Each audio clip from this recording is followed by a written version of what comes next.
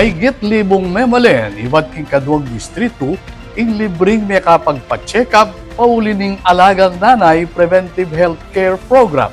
Ay ni-report ng Ira Ignacio.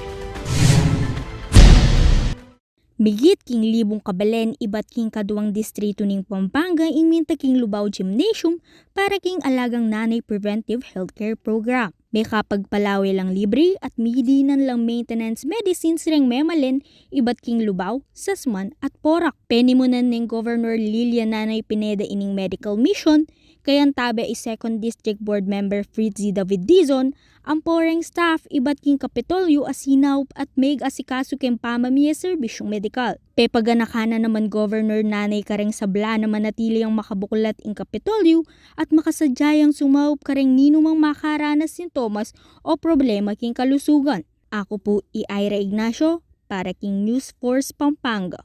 Balitang tutu, king Balen, Susuyo.